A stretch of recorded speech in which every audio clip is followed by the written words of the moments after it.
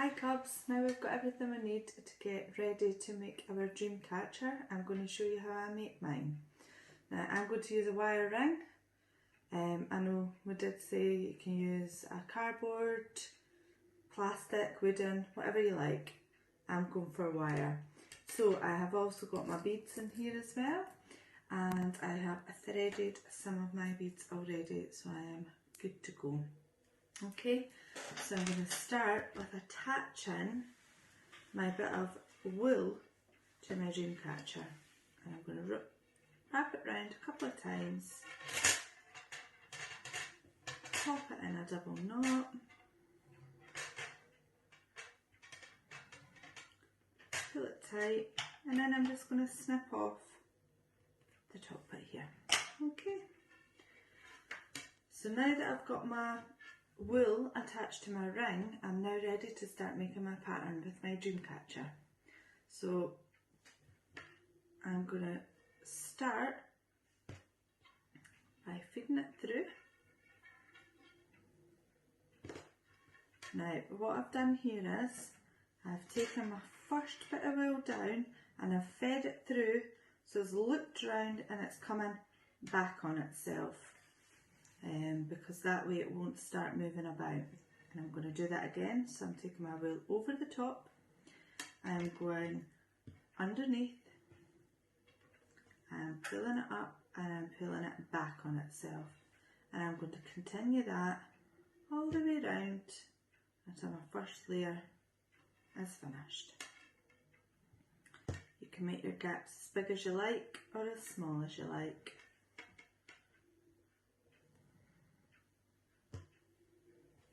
I'm just about round, I've got a couple more to do and then I'll be right back round to the start.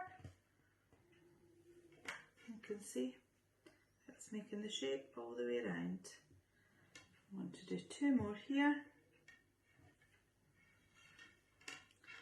and then I'm finishing up here. I will be back to the start. So what I'm going to do now is I'm going to take my wool through this bit and I'm going to pretend this is just like the little bit of wire, but change into my bit of wool. So I'm going to do exactly the same.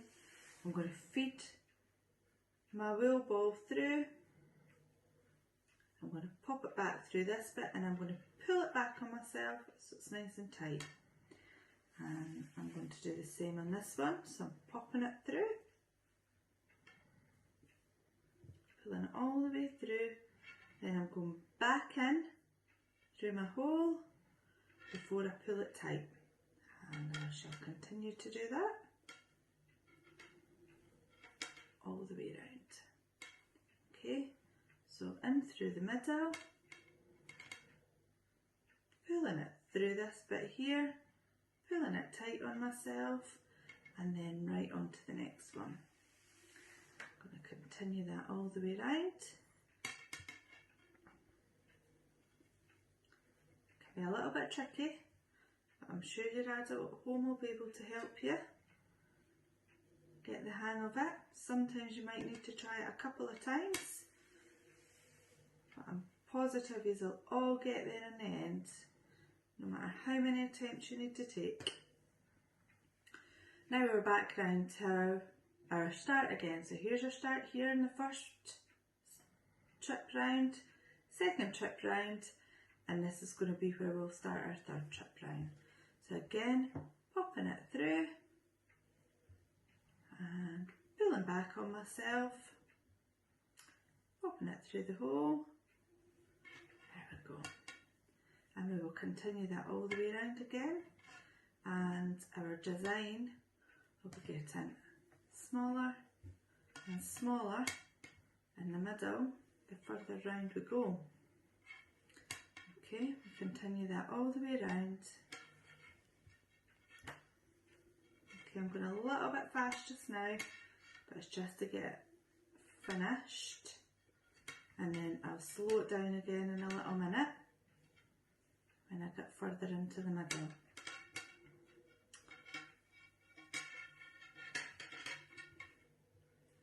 Okay,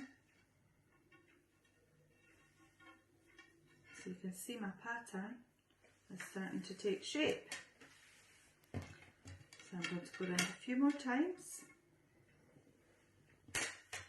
see it down here, going through, nice and tight. I'm pulling it, and I'm going to keep going. And like I say, you can make your gaps as big as you like, or as small as you like. You can even finish with a big area in the middle, or a small area in the middle. You decide, it's yours. They will all be unique dream catchers when they're finished, and they'll be very special because you'll have made them by yourself.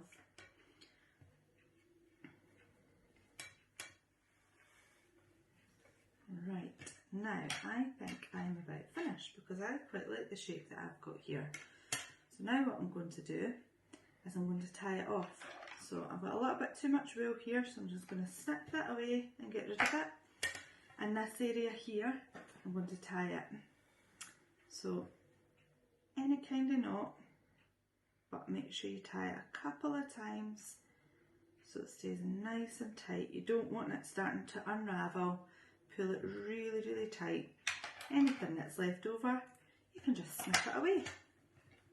And there we go, we've got part of our dream catcher made, and we're ready to pop our beads on.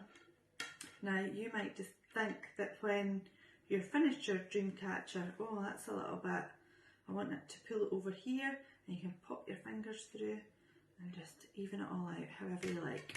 Okay, so now I threaded my beads earlier just to save a little bit of time. I found it easy to add a little bit of sellotape onto my beads at the bottom to help push them through, so that's just something that you could do. And you could also add feathers to the bottom of your dream catchers. You can do whatever you like. I've done 3 beads to add, but you can add as many as you like. So I'm going to add my beads at the bottom, and what I'm going to do is I'm going to pop the beads and the wool underneath, so we've got like a loop, and then I'm going to feed my beads through, and then I'm going to pull it tight. That's my first set of beads added to my dream catcher. I'm going to do the same again. I'm going to put my wool underneath my wire, and I'm going to feed my beads through the hoop, and then I'm going to pull it up tight and pull it down. And last one, add it over this side I think. Wool under the wire, feed it through and pull it nice and tight. Now you have a very basic dream catcher finished. You can add lots and lots of string to that, or you could just add a few bits, so you can add lots of feathers, you choose. And our one very last thing that we need to do is get a little bit of wool so that we can hang it up somewhere special. Okay, now I'm going to tie a knot in my wool, and I'm going to feed it through the same way I fed it through for the beads.